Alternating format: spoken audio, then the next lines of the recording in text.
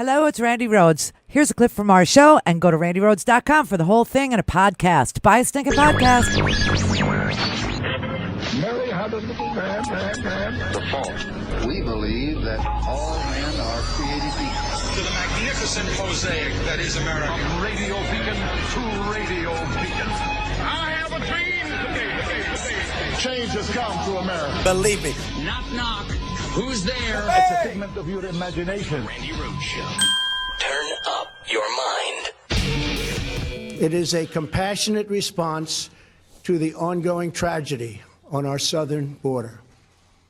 In recent weeks, we have met with large numbers of Democrat lawmakers to hear their ideas and suggestions. By incorporating the priorities of rank-and-file Democrats in our plan, we hope they will offer their enthusiastic support. Go away. And I think many will. This is a common sense compromise both parties should embrace. The radical left can never control our borders. I will never let it happen. Walls are not immoral.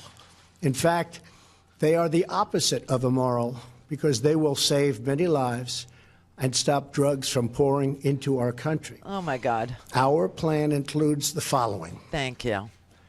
$800 million in urgent humanitarian assistance. $805 million for drug detection technology to help secure our ports of entry. An additional 2,750 border agents and law enforcement professionals. 75 new immigration judge teams to reduce the court backlog of, believe it or not, almost 900,000 cases.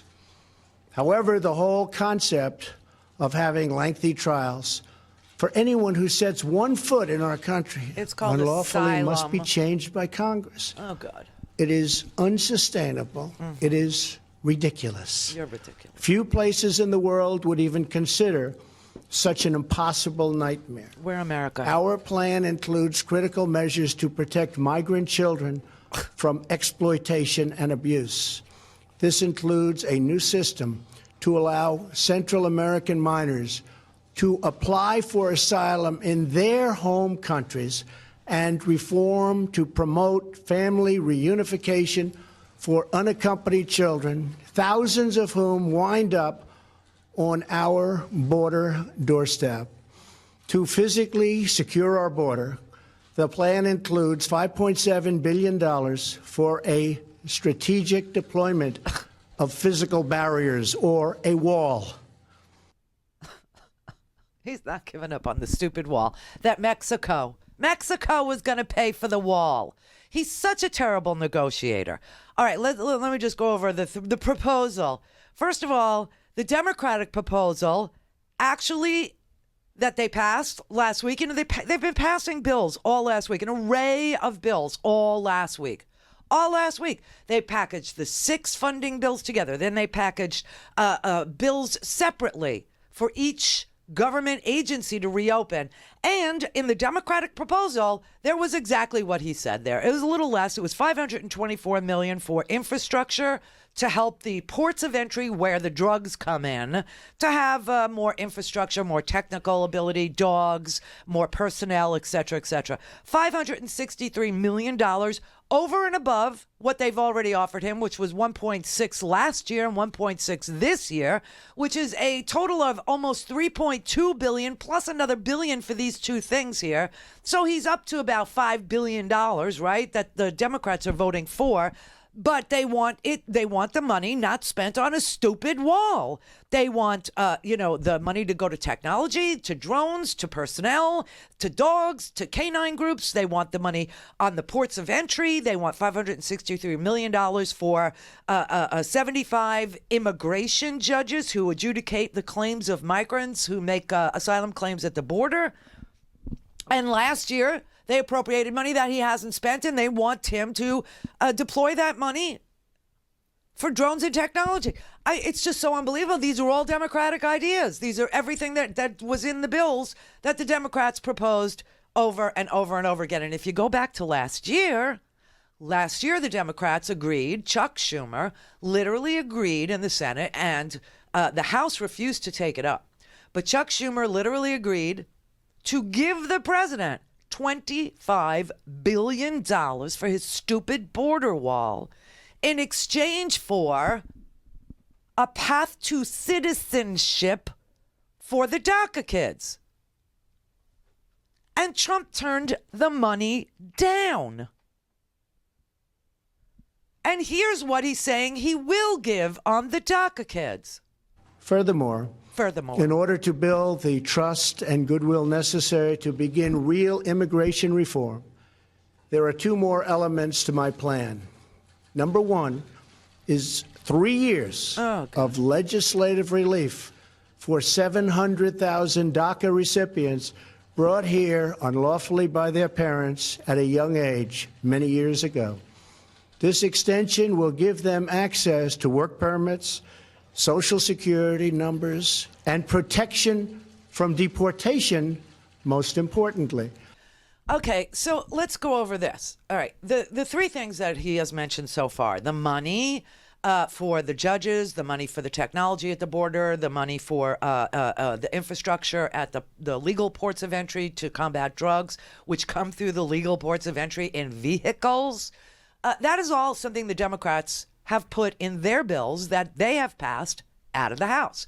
These are bills that Mitch McConnell will not put on the Senate floor. You have one guy standing in the way. Because Mitch McConnell, well, why would I waste my time? Why would I introduce, legislation that the president won't sign? I'll tell you why. Because if the House and the Senate pass it, like you did before, with 96 votes, and the president refuses to sign it, a pocket veto occurs. And you have enough votes to override any veto from the president. So shut up, Mitch. Just stop lying already.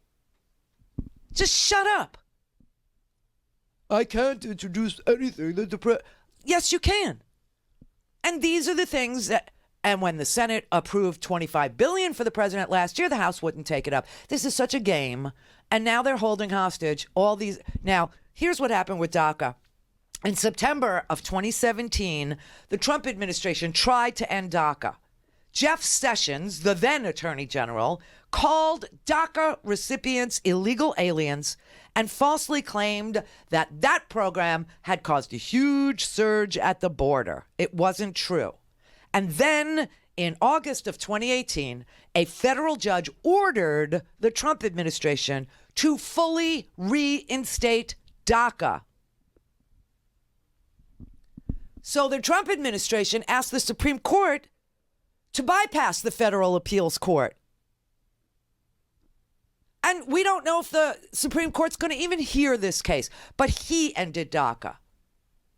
The ability to apply for asylum sounds like a great idea. You know why? It was. The ability to apply for asylum in your home country while you're still there is something that was available to people in Guatemala and El Salvador and Yemen, a lot of crazy places. You could apply. Trump is the one who ended it. He ended that program. It's called CAM, if you want to look it up. He stopped people from not coming here, but trying to apply for asylum while they were still in their home countries. He stopped that. That's why there's all these cases pending at the border, because he took away their ability to file the paperwork and get some sort of a credible fear interview in their home country to screen them to see if what they were saying was really a credible fear. He stopped that. And the temporary protected status, he also undid that. So those are the three things he's saying he's now for. He's the one that took those people hostage. It's so sick. Secondly, our proposal provides a 3-year extension of temporary protected status, or TPS. This means that 300,000 immigrants whose protected status is facing expiration will now have 3 more years of certainty so that Congress can work on a larger immigration deal, which... He took away the temporary protected status of these 300,000 immigrants. He took that away. He canceled the program. He canceled it.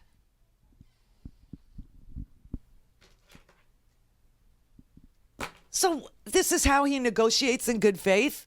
He takes stuff away and then he says, we really need to do these things. I'll give them back to you, but I want $5.7 billion for a wall, or 800,000 federal workers can work for nothing, and, screw the contractors too.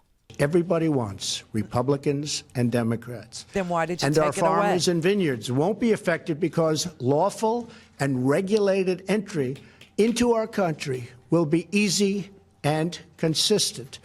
Okay, so he's still going to allow for slave labor to come to this country. He's still going to allow for the ag community to get their, their aliens, to get their, pickers. And then once they're here, Mr. President, what's the plan? What's the plan if they overstay their visa, which is why we have so many people here without proper documents? And most of them are from Canada. But the big problem America has with undocumented people is overstaying the visa. This man has no idea what he's talking about. And, Chuck Schumer summed it up in less than 20 seconds. It was the president who single-handedly took away DACA and TPS protections in the first place. Thank you. Offering some of those protections that he took away back in exchange for the wall is not a compromise, but hostage-taking. It is. It is absolutely hostage taking. And I'll tell you, there's a congressman named Malinowski. This guy was so articulate about all this. It was, just pretty amazing. The president made a proposal on Saturday. He says, give me my $5.7 billion for the border wall, and I will agree to an extension of 3 years of protection for Dreamers and people with temporary protected status. What do you say to that deal? Well, let me come back to that. But remember, we had a deal in December. Yeah. When we thought the president was asking for $1.6 billion for border security, and we gave it to him, Republicans and Democrats. And now we're dealing with basically a hostage situation with 800,000 dedicated, patriotic American public service servants held hostage by this president. And that's the most difficult and delicate thing that you can possibly deal with, because you fear that if you don't negotiate with a hostage taker, he may just be nuts enough to kill the hostages. But if you do, there'll be no end to the hostage taking. Right. And so, like any good hostage negotiators, what we are insisting on is first release some hostages, reopen the federal government at least for a month so that we can negotiate without that gun to our heads. And at that point, things could get interesting. You don't even think you should talk about this proposal until the government's reopened? Well, we can talk, I'm sure we'll talk about it here, but I don't think real negotiations can begin, because this is really not about border security right now. This is about whether it is right to shut down the entire United States government when you don't get your way from the United States Congress, and we think that's wrong. Absolutely correct, sir. That's Tom Malinowski. He is a Democratic congressman from New Jersey, and he is absolutely right. You have a nuts hostage take. It's like Dog Day Afternoon, except in Dog Day Afternoon, Pacino's character was actually advocating for something meaningful as he took hostages. This is so sick. This is so twisted. So he's offering to give back the hostages he took.